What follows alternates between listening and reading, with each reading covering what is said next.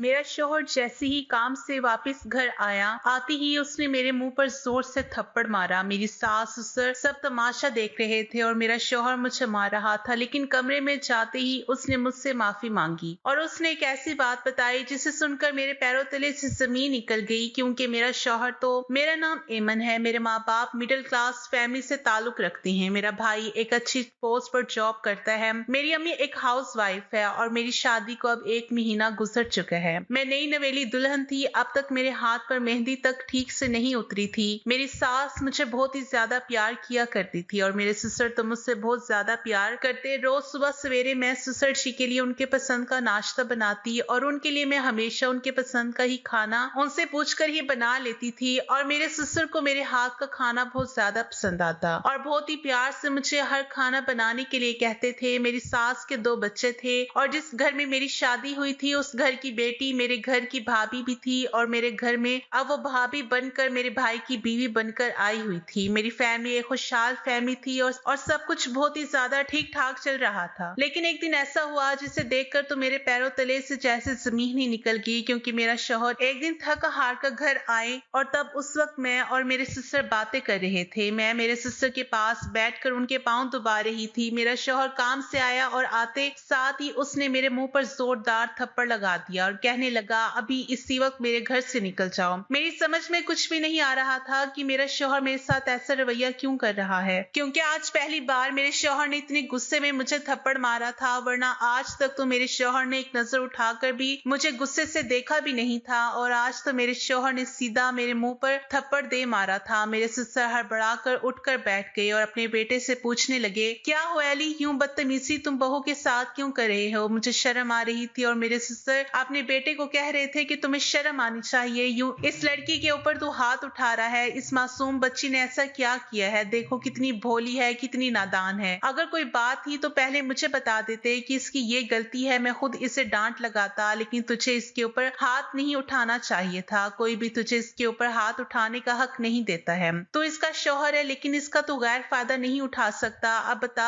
आखिर ऐसा क्या हुआ है और तूने इसे क्यों मारा है? तब मेरे शौहर ने जो बात कही उसे सुनकर तो मैं और मेरे ससुर भी बहुत ज्यादा हैरान हो गए, क्योंकि हमने कभी ख्वाब में भी सोचा नहीं था कि ऐसा भी कुछ हो सकता है और मेरे शौहर के कान में ऐसी भी कोई बात आ सकती है। मैं तो उस वक्त बहुत ही ज्यादा हक्का बक्का रह गई थी, क्योंकि इतनी बड़ी बात कैसे हो सकती थी। इसलिए तो मेरे शौहर ने आज मुझे मुंह पर थप्पड़ दे मारा था। जो कुछ भी मेरे शौहर ने किया था उसमें मेरे शौहर की कोई भी गलती नहीं थी, शायद इसमें मेरी ही गलती थी। इसी वजह से आज मेरे शौहर का पारा हाई हो गया था। मेरे शौहर की छोटी बहन फौजिया बहुत ही ज्यादा प्यारी थी और वो इतनी ज्यादा प्यारी थी कि उसे देखकर कोई भी लड़का उसका दीवाना हो जाता। वो बहुत ही प्यारी दिखाई देती थी और उसकी खूबसूरती के चर्चे दूर दूर तक सबने सुने हुए थे। और जब मेरे भाई ने फौजिया को मेरी शादी में देखा तो उसे देखकर पूरी तरह से वो पागल हो गया था और उसके पीछे पड़ गया था और उसने फौजिया को अपने प्यार के झांसे में लेकर उससे शादी भी कर ली थी। लेकिन मेरे भाई की जॉब बहुत ही ज्यादा अच्छी थी, इसलिए हम सबने खुशी खुशी उसकी शादी फौजिया से करवा दी थी। फौजिया शादी से पहले भी जॉब किया करती थी और शादी के बाद भी जॉब पर जा रही थी, क्योंकि फौजिया बहुत ही ज्यादा पढ़ी लिखी लड़की थी और बहुत ही खूबसूरत और समझदार लड़की थी। जिस ऑफिस में वो काम कर रही थी उसी ऑफिस में मेरा भाई भी काम कर रहा था, क्योंकि फौजिया ने ही मेरे भाई का पहला काम छुड़वा कर उसकी जगह पर उस ऑफिस में उसे काम पर लगाया था। मेरा भाई और फौजिया एक ही ऑफिस में अच्छे तरीके से काम कर रहे थे, लेकिन फौजिया की पोस्ट मेरे भाई से ज्यादा बड़ी थी, इसलिए फौजिया की तनख्वाह भी मेरे भाई से कुछ ज्यादा ही थी।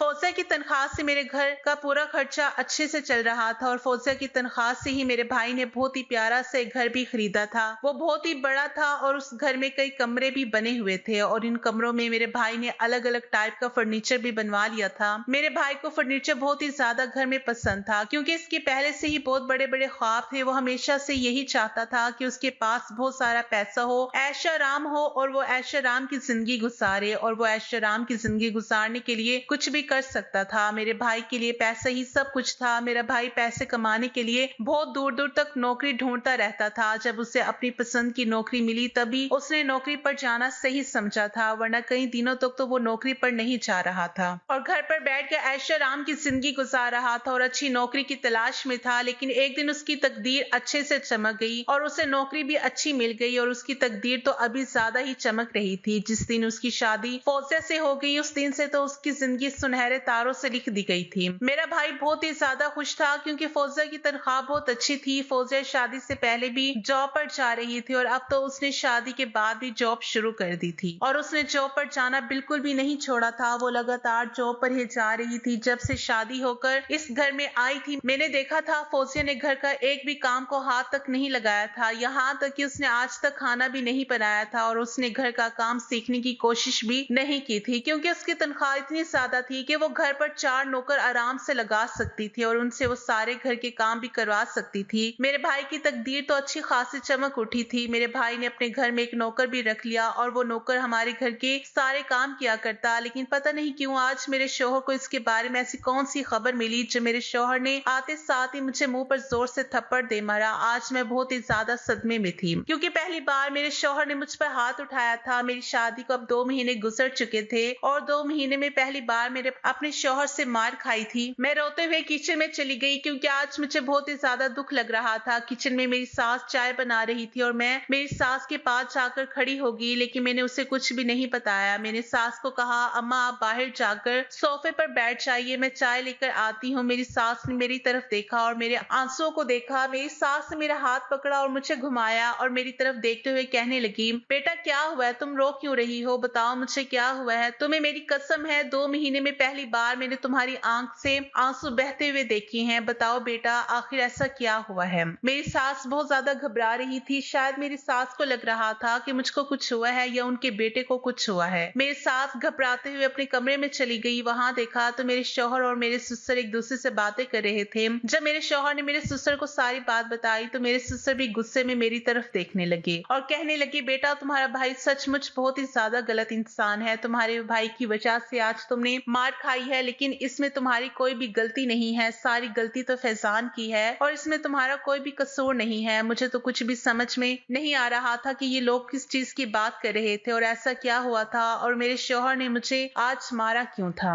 मेरे ससुर ऐसा मुझसे क्यों कह रहे थे। मैं बहुत ज्यादा परेशानी से गुजर रही थी। अब मैं क्या करूं, मेरी समझ में कुछ भी नहीं आ रहा था। मैंने सोचा कि मैं अपने भाई को कॉल करती हूँ और उससे पूछ लेती हूँ कि आखिर उसने ऐसा क्या किया है, किसकी वजह से मुझे आज मार तक खानी पड़ रही है और उसकी वजह से मुझे सबके ताने भी सुनने पड़ रहे हैं। फैजान को मैं भी कॉल लगाती हूँ और उससे पूछती हूँ कि आखिर उसने ऐसा क्या किया है कि उसकी वजह से मुझे इतनी ज्यादा तकलीफ उठानी पड़ रही है। और पहली बार मेरे ससुर ने मुझे गुस्से से देखा था और जब मेरे ससुर ने मेरी सास को सारी बात बताई तो मेरी सास भी मुझे ज्यादा गुस्से से देख रही थी। अब तो मैं बहुत ही ज्यादा तकलीफ से गुस्से रही थी और मेरे समझ में नहीं आ रहा था कि ये सब लोग मेरे साथ ऐसा क्यों कर रहे हैं। मैं जैसे ही कॉल लगाने के लिए फोन उठा रही थी तब मेरे शौहर ने मेरे हाथ से फोन ले लिया और कहा कि तुम्हें किसी को कोई फोन लगाने की कोई भी जरूरत नहीं है। मैं तुम्हें कोई घर से नहीं निकाल रहा हूँ या मैं तुम्हें तलाक नहीं दे रहा हूँ। तुम मेरी बीवी हो, मैं तो बस तुम पर गुस्सा निकाल सकता हूँ क्योंकि मैं तुमसे बहुत ज्यादा प्यार करता हूँ। मैं मानता हूँ कि तुम्हारी इसमें कोई भी गलती नहीं है, लेकिन मैं क्या करूँ, मुझे बहुत ही ज्यादा गुस्सा आ रहा था, इसलिए मैंने तुम्हारे मुंह पर थप्पड़ लगा दिए। मेरा शौहर मेरे पास आया और जोर से मुझे गले लगा लिया। मेरे ससुर मेरे सामने ही थे। मुझे बहुत ज्यादा शर्म आ रही थी, लेकिन फिर भी मेरे शौहर ने मुझे गले लगा लिया और मुझसे सॉरी भी कहा। एमन मुझे माफ कर दो, तुम्हें मैं मारना नहीं चाहता था, लेकिन मैं क्या करूं, आज ऐसी हकीकत मेरे सामने आई है जिसे सुनकर तुम भी खुद अपने भाई को थप्पड़ लगा दोगी और कहोगी कि इससे तो और भी थप्पड़ लगाओ, उसने इतना बड़ा गुनाह किया है। मेरे शौहर अली ने मुझे कहा कि तुम मेरे साथ बेडरूम में चलो, मैं तुम्हें सारी बात ठीक से बता देता हूँ, फिर उसके बाद हम सोच लेंगे कि आखिर हमें क्या करना है और इस मुश्किल से हमें कैसे निकलना है। तब मेरे शौहर मेरा हाथ पकड़कर मुझे बेडरूम में लेकर चले गए। मुझे उन्होंने कई दफा सॉरी भी कहा। मैंने भी उन्हें उसी वक्त माफ कर दिया क्योंकि मैं जानती थी मेरा शौहर कभी भी गलत नहीं कर सकता और मेरा शौहर अली बहुत ही ज्यादा नेकदिल इंसान है। मेरे शौहर को झूठ मकारी फरेबी बिल्कुल भी पसंद नहीं आती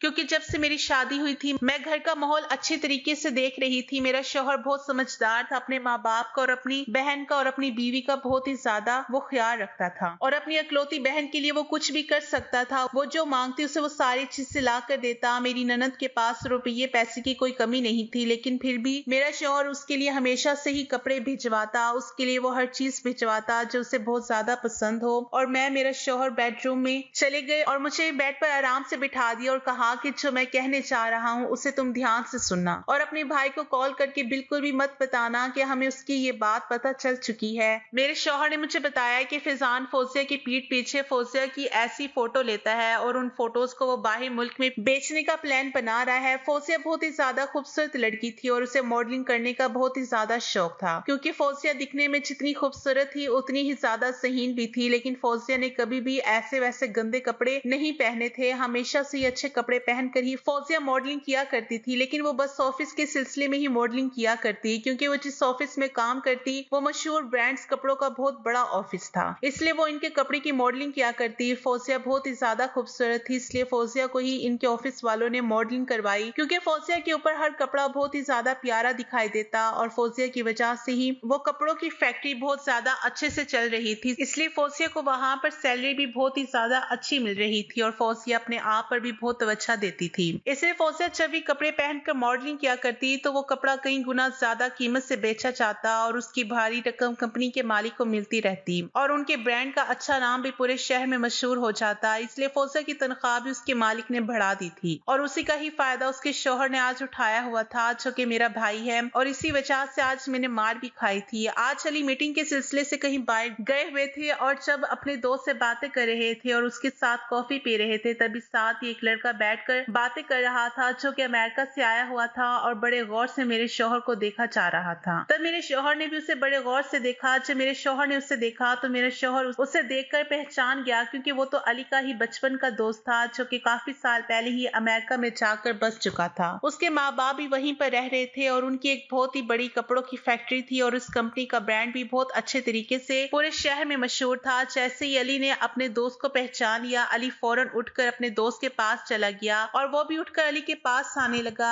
अली जिस क्लाइंट के साथ मीटिंग के लिए गए थे, अली ने उससे कहा कि मैं आपसे कल बात करता हूँ और हमारी मीटिंग कल हम पूरी करते हैं। ऐसा कहकर अली ने उस क्लाइंट को वहां से जाने के लिए कह दिया और अली और उसका फ्रेंड वहां पर बातें करने लगे। तब अली को ऐसी बात पता चली जिसे सुनकर अली बहुत ही ज्यादा गुस्सा हो गए थे और आते ही साथ उन्होंने मेरे मुंह पर थप्पड़ मार दिए थे। अली का दोस्त भी अली को सब कुछ अपने बारे में बता रहा था कि वो मुल्क में किस तरीके से अपना बिजनेस बढ़ा रहा है और किस तरीके से वो पैसे कमाता है। उसके माँ बाप के बारे में सब कुछ, अपने घर वालों के बारे में। दोनों दोस्त एक दूसरे से बातें कर रहे थे और बातें करते करते इतनी ज्यादा बातें हो गई कि उन्हें वक्त का पता ही नहीं चला। अली का दोस्त कहने लगा, यार अब तो हम बहुत ही ज्यादा देर से बातें कर रही हैं, चलो हम कहीं पार्टी करते हैं, क्योंकि हम इतने सालों बाद मिले हैं और मैं चाहता हूँ कि आज की रात मैं तुम्हारे साथ गुजारूं। लेकिन अली ने कहा, नहीं, मुझे वक्त पर घर पर जाना पड़ेगा। हाँ, 2 से 3 घंटे में लेट जा सकता हूँ, लेकिन मेरी बीवी और मेरे वालिदैन मेरा इंतजार करते हैं, इसलिए मेरे पास बस 2 से 3 घंटे ही हैं, इससे ज्यादा नहीं, क्योंकि सब लोग मेरे इंतजार में खाना तक नहीं खाते हैं, इसलिए मैं तुम्हारे साथ 2 से 3 घंटे ही रुक सकता हूँ, इससे ज्यादा मैं रुक नहीं सकता। मेरे शौहर और उनके दोस्त पार्टी करने के लिए चले गए। अली और उसका दोस्त पार्टी करने के लिए एक बहुत ही बड़े क्लब के अंदर चले गए और सारा खर्चा अली का दोस्त ही उठाने वाला था, क्योंकि वो बहुत ही ज्यादा रईस था, पैसे वाला था और एक बहुत ही बड़े कंपनी का मालिक भी था, जिसका ब्रांड पूरी दुनिया में मशहूर था। अली के दोस्त ने अली के लिए और खुद के लिए एक बहुत ही महंगी ड्रिंक मंगवाई और दोनों ने दिल खोलकर उस दिन ड्रिंक की थी। शादी के 6 महीने से मैंने देखा नहीं था कि शौहर ने ड्रिंक की है। आज मेरे शौहर बहुत ही ज्यादा खुश नजर आ रहे थे। खुशी के मारे एक दूसरे के साथ दोनों दोस्त बातें कर रहे थे और बातें करते करते मेरे शौहर ने पूछ लिया कि अब बता, तू किस सिलसिले में पाकिस्तान आया है और तेरा यहाँ पर पाकिस्तान में क्या काम है, कौन सा ब्रांड है, किस कंपनी में तू काम के सिलसिले से आया है। अली के दोस्त ने जो बताया उसे सुनकर तो मेरे शौहर बहुत ही ज्यादा हैरान होकर उसकी तरफ देखने लगा।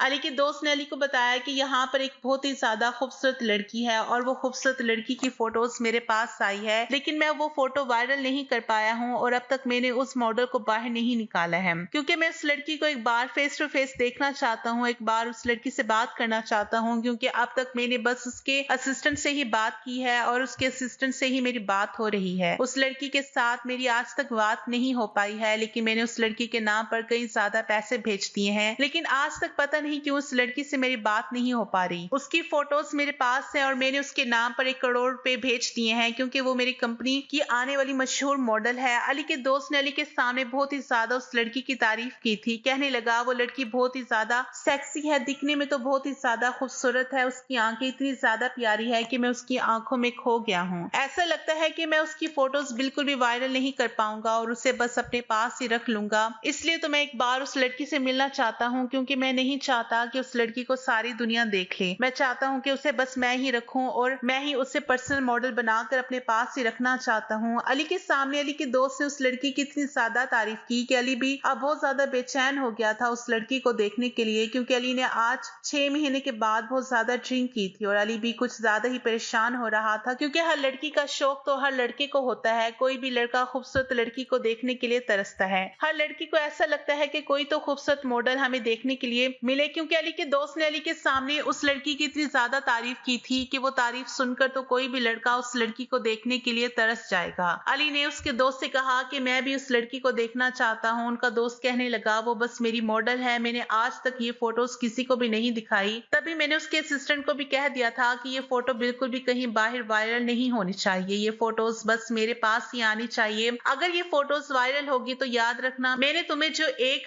करोड़ रुपए दिए हैं वो 1 करोड़ रुपए मैं वापस ले लूंगा और मैं इस मॉडल से अब बहुत ज्यादा प्यार करने लगा हूँ, क्योंकि ये मॉडल जितनी ज्यादा खूबसूरत है उतनी ही ज्यादा ज़हीन भी है। अब तो अली से रहा नहीं जा रहा था। अली बार बार अपने दोस्त से कह रहा था कि भाई मुझे एक बार बस उस लड़की को देखना है, उस लड़की की तो इतनी ज्यादा तारीफ कर रहा है, मैं भी उसे देखना चाहता हूँ कि तुझे कौन सी लड़की पसंद आई है और तू किस लड़की की बात कर रहा है। और फिर अली ने उससे पूछा कि वो कहाँ रहती है। तब अली के दोस्त ने बताया कि वो इसी शहर में रहती है और अब तो मैं उसे देखे बगैर वापस नहीं जाऊंगा, मुझे तो उसे देखना ही है, क्योंकि मैंने उसके नाम पर 1 करोड़ रुपए भेज दिए हैं, क्योंकि 1 करोड़ रुपए कोई मामूली कीमत नहीं होती है। 1 करोड़ रुपए के लिए उसका एक बार तो चेहरा भी देखना चाहूंगा। ऐसा कहकर अली का दोस्त बेहोश होते होते रह गया। तब अली के दोस्त ने जेब से मोबाइल निकाल कर अली को वो सारी फोटोज दिखा डाली। जब अली ने फोटोज देखी तो अली के पैरों तले से जैसे जमीन ही निकल गई। अली के सर पर सातवें आसमान टूट पड़े थे, क्योंकि वो किसी और की नहीं थी, वो फोटो फौजिया की थी। और जब फौजिया की फोटो अली ने उसके फोन में देखी तो अली का गुस्सा सात आसमान पर था। अली ने अपने दोस्त के मुंह पर जोरदार थप्पड़ लगा दी और उससे कहा कि ये लड़की कौन है, तुम्हें पता है, इसके बारे में तुम जानते हो, इसके बारे में इतनी सारी बातें कैसे कर रहे हो। तब अली ने जितनी शराब पी थी उसी वक्त अली का नशा उतर चुका था। अली के दोस्त को समझ में नहीं आ रहा था, इसलिए अली ने अपने दोस्त को उसके होटल तक पहुंचा दिया, क्योंकि उसमें अली के दोस्त का कोई भी कसूर नहीं था और उसकी कोई गलती भी नहीं थी, क्योंकि सारा कसूर तो उस असिस्टेंट का था। अली ने अपने दोस्त के मोबाइल से वो सारी फोटोज अपने मोबाइल में ले ली और उसी वक्त उसके मोबाइल से सारी फोटो डिलीट कर दी और अली ने अपने दोस्त को वहीं पर छोड़कर सीधा वहां से असिस्टेंट के पास चला गया, जिस असिस्टेंट ने 1 करोड़ रुपए फौजिया के नाम पर मंगवाए थे। जैसे ही अली असिस्टेंट के घर पहुंचा तो असिस्टेंट अली को देखकर बहुत ज्यादा डर गया और घर से बाहर भागने की कोशिश करने लगा, लेकिन उस वक्त अली बहुत ज्यादा गुस्से में था। जैसे ही असिस्टेंट को अली ने देखा, असिस्टेंट के 2 कान के नीचे लगा दी, वो जमीन पर गिर गया और गिरते साथ असिस्टेंट ने अली के पैरों में गिरकर माफी मांगी और कहने लगा, इसमें मेरा कोई भी कसूर नहीं है, इसमें सब कुछ मैडम के शौहर का ही कसूर है, ये सब कुछ मैडम के शौहर ने ही मुझे करने के लिए कहा था। अली कुछ भी समझ नहीं पा रहा था। वो असिस्टेंट बहुत ही ज्यादा डरपोक था और असिस्टेंट को क्या पता था कि अली यही पूछने के लिए वहां पर आया है कि तूने मेरी बहन के साथ धोखा क्यों किया है।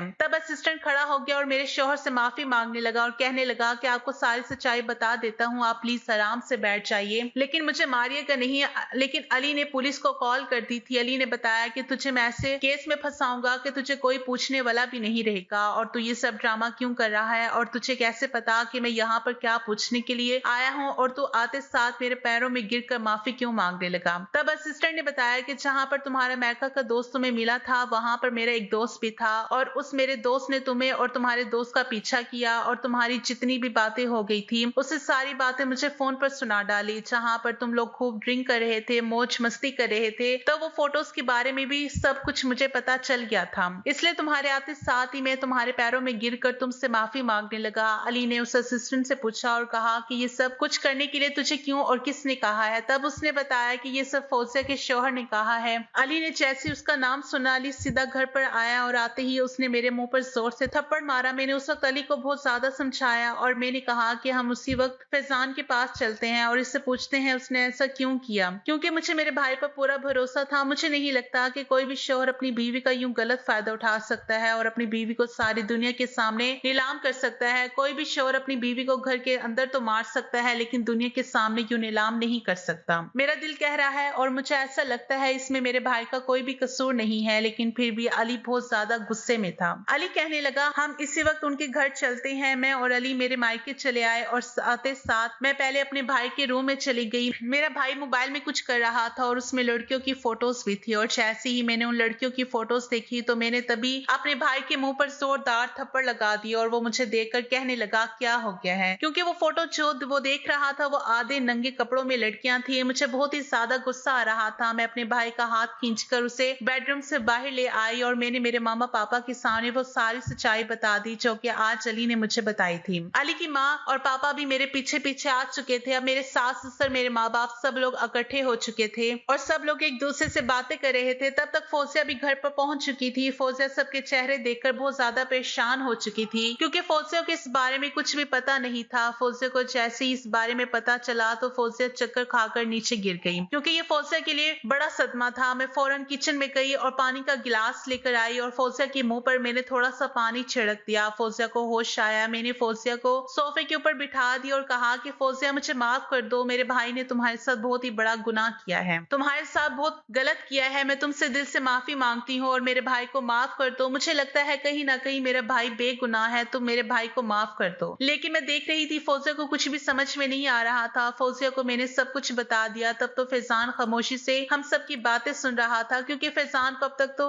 इस बारे में कुछ खबर भी नहीं थी। जब फैजान ने ये सब सुना कि फौजिया के साथ ये सब कुछ हो रहा है और ये सब कुछ फैजान ने किया है, फैजान के तो पैरों तले से जैसे जमीन ही निकल गई क्योंकि ये सब तो फैजान ने नहीं किया था। फिर ये सब किसने किया था? फैजान मेरे शौहर के पास आया और कहने लगा, अली भाई, इसमें मेरा कोई भी कसूर नहीं है और मैं ऐसा कैसे कर सकता हूँ? ये मेरा प्यार है, ये मेरी जान है, ये मेरी जिंदगी है। तुमने सोच भी कैसे लिया कि मैं मेरी बीवी के साथ इतना बड़ा धोखा कर सकता हूँ? और क्या मैं सारी दुनिया के सामने अपनी बीवी को आधा नंगा देख सकता हूँ? नहीं भाई, मैंने कुछ भी नहीं किया है। जरूर आपको कोई तो गलत फहमी हुई होगी। मुझे बताओ, आपको ये सब कुछ किसने बताया है? मैं अभी इसी वक्त उससे पूछना चाहता हूँ कि ये सब कुछ उसने किसके कहने पर किया है और क्यों किया है। प्लीज भाई, मुझे इसके पास लेकर चलो। इसका मतलब साफ था कि फैजान बेगुनाह है और फैजान ने कुछ भी नहीं किया। फौजिया को तो कुछ भी समझ में नहीं आ रहा था कि वो क्या बोले और क्या ना बोले। फौजिया भी फैजान पर पूरा भरोसा किया करती थी। फौजिया उठकर खड़ी हो गई और कहने लगी, मेरा तो फैजान पर पूरा भरोसा है, वैसा नहीं कर सकता, मैं उस पर पूरा भरोसा कर सकती हूँ। अली अपनी बहन के पास आया और उसने अपनी बहन के मुंह पर एक जोरदार थप्पड़ लगा दिया और कहने लगा, इसका मतलब ये सब कुछ तूने किया है और तेरे असिस्टेंट ने मिलकर किया है और तू अपने शोहर को ही बदनाम करना चाहती है। बता तूने क्यों किया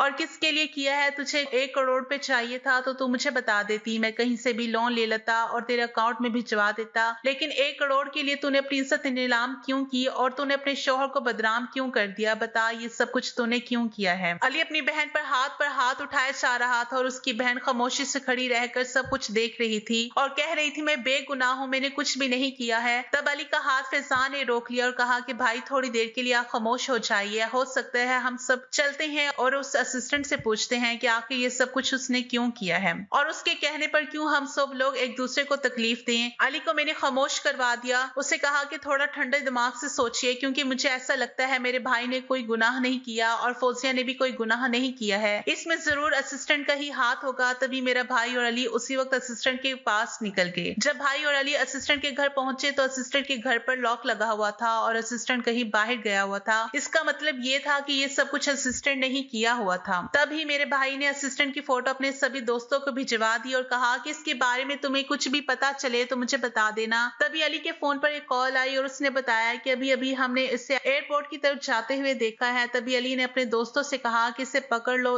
उसी वक्त उसे एयरपोर्ट के ऊपर पकड़ लिया गया। जब असिस्टेंट को पकड़ लिया गया, असिस्टेंट ने जो कुछ भी बताया उसे सुनकर तो फैजान और अली दोनों भी बहुत ज्यादा हैरान हो गए थे। असिस्टेंट बताने लगा कि मैं तुम्हारी बहन से बहुत ज्यादा प्यार करता हूँ और मैं हमेशा से ही इसे चाहता था कि तुम्हारी बहन मेरी ओर देखे, मेरी तरफ देखे और मैंने तुम्हारी बहन को कई बार प्रपोज भी किया था। उसने कई दफा मुझे गुस्से में बहुत ज्यादा बुरा भला भी कहा था। कई बार तो मैंने उससे कान पकड़कर सॉरी भी मांगी थी, लेकिन मैं उससे अपनाना चाहता था और मैंने उसका ऑफिस भी ज्वाइन कर लिया था। मैं उसकी मोहब्बत में इतना ज्यादा दीवाना हो गया था कि मेरे पूरे घर में तुम्हारी बहन की फोटो लगी हुई है। मैं तुम्हारी बहन से बहुत मोहब्बत करता हूँ। तुम्हारी बहन दिखने में बहुत ही ज्यादा सेक्सी है, इसलिए मैं तुम्हारी बहन के साथ साथ एक बार वो सब करना चाहता था जो कि हर लड़का हर लड़की के साथ करना चाहता है। मैं तुम्हारी बहन के साथ एक रात गुजारना चाहता था। मैं उसके साथ पूरी जिंदगी गुजारना चाहता था और मैं पूरी जिंदगी उसे अपना बना कर रखना चाहता था। लेकिन जब मैंने तुम्हारी बहन के आगे अपनी मोहब्बत का इजहार किया तो उसने साफ लफ्जों से मना कर दिया। अगर उससे जबरदस्ती करता तो तुम्हारी बहन मेरे ऊपर हाथ उठा देती और मुझसे हमेशा से ही गुस्से में बात किया करती। लेकिन मैं हमेशा इसे सॉरी करता, लेकिन अब मेरे दिल में उसके लिए नफरत पलने लगी थी और मुझे बस बदले की आग सता रही थी। मैं सोच ही रहा था कि इससे बदला कैसे लूं। तब मेरे दिमाग में एक प्लान आया और मैंने फौजिया से बदला लेने का ठान लिया। मैं चाहता था कि फौजिया अगर मेरी ना हो सकेगी तो वो किसी की भी ना हो सकेगी, इसलिए मैंने ये प्लान बनाया था। एक दिन मैं फौजिया को प्रपोज प्रपोज करने के लिए बहुत ही नॉर्मल कपड़ों में उसके कैबिन में गया था, क्योंकि फौजिया को सभी लोग नॉर्मल कपड़ों में बहुत अच्छे लगते थे। जैसे मैं कैबिन में गया तो मैंने देखा कि फौजिया फोन पर किसी से बात कर रही थी और वो फोन पर फैजान से ही बात कर रही थी और तुमसे प्यार भरी बातों में लगी हुई थी। वो तुमसे आई लव यू कह रही थी और तब वो कह रही थी शादी पर कौन सा मैं ड्रेस पहनूं, और ऐसे वो सारी बातें किए जा रही थी। वो सुनकर तो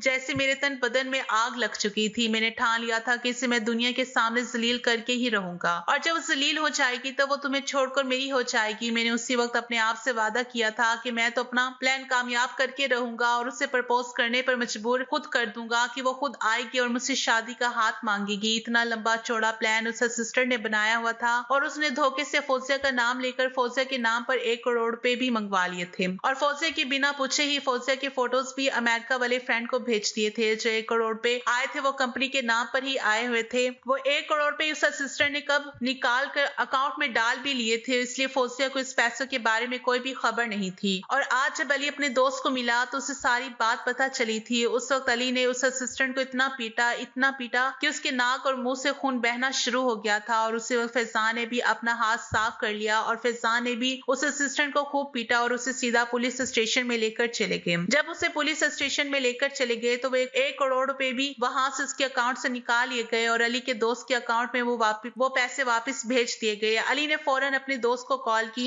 और दोस्त को पुलिस स्टेशन में बुला लिया। पुलिस स्टेशन में सब लोग जमा हो गए थे। वहां पर फौजिया भी तब तक आ चुकी थी। जब अली के दोस्त ने फौजिया को वहां पर देखा तो पूरी तरह से वो पागल हो गया और वो कहने लगा, अच्छा तो वो तुम हो, तुम्हारा नाम फौजिया है, मैंने तो 1 करोड़ रुपए तुम्हारे नाम पर भेज दिए हैं। तब अली ने सारी सच्चाई अपने दोस्त को बता दी। अली के दोस्त ने फौजिया से भी उसी वक्त माफी मांगी और कहने लगा, मुझे माफ कर दो, मैं तुम्हारे बारे में बहुत ही ज्यादा गलत सोच रहा था, क्योंकि इस असिस्टेंट ने फोटो एडिट करके अली के दोस्त को भिजवा दी थी। दोस्तों, हमेशा से ये अलर्ट रहना बहुत ही ज्यादा जरूरी होता है, क्योंकि जिस पर हम बहुत ज्यादा भरोसा करते हैं हमेशा से वही इंसान हमें धोखा भी दे देता है। मैं तो बस इतना चाहती हूँ कि हर शोहर को अपनी बीवी पर भरोसा करना चाहिए और कोई भी बात करने से पहले जांच पड़ताल कर लेनी चाहिए और फिर उसके बाद ही किसी नतीजे पर पहुंचना चाहिए। खुदा का लाख लाख शुक्र है कि कुछ गलत होने से पहले ही अली को सारी बात पता चल गई थी और अली की बहन बदनाम होने से बच चुकी थी। आज मेरी फैमिली बदनाम होने से बच चुकी थी। आज मैं, अली, मेरा भाई, हम सब लोग बहुत ही ज्यादा खुश हैं और खुशी खुशी अपनी जिंदगी गुजार रहे हैं। दोस्तों, उम्मीद करती हूँ कि आपको मेरी ये कहानी पसंद आई होगी। कहानी पसंद आई तो वीडियो को लाइक करें, चैनल पर नहीं है तो चैनल को सब्सक्राइब करें और हाँ, नोटिफिकेशन बेल को जरूर दबाएं ताकि आने वाली अपडेट सबसे पहले आपको मिले। कहानी सुनने के लिए आपका बहुत बहुत शुक्रिया।